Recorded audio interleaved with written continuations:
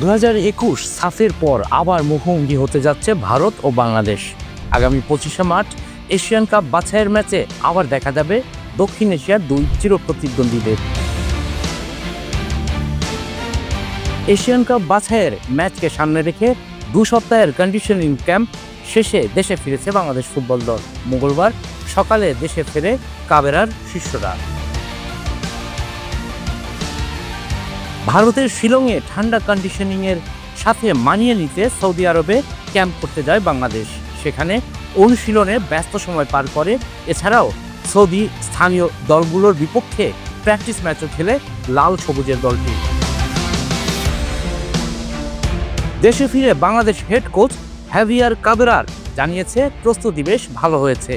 ভারতের বিপক্ষে জয়ের দিকেই চোখ থাকবে তার দলের। সেখানে আমাদের জন্য সঠিক ওয়েদার ও পরিবেশ ছিল। যদিও অনুশীলনে একটিতে হেরেছি, তবে আমরা খুব ভালো করেছি বলতেই হবে। আমরা পরের ফাইটের জন্য প্রস্তুতি নিচ্ছি। তবে ভারতের বিপক্ষে দলে থাকছেন না তরুণ উদীয়মান ট্যালেন্ট ফাহমিদুল। দুই দেশের অতীত মুখোমুখির পরিসংখ্যান ঝুঁকে আছে ভারতের দিকেই।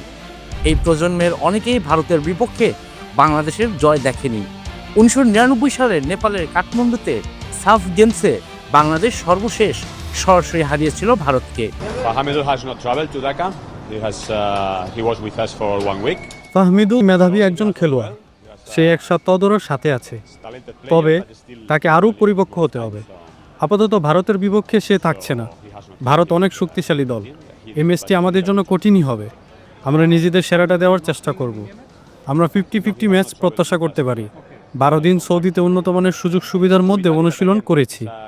আমি খুবই খুশি সৌদির অনুশীলনে। এখন আমাদের সামনের দিকে তাকাতে হবে।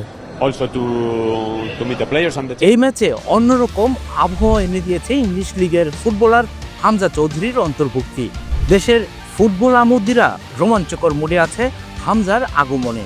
খুশি কোচ হাভিয়ার কাবেরেরা ও দলের অন্য ফুটবলাররাও।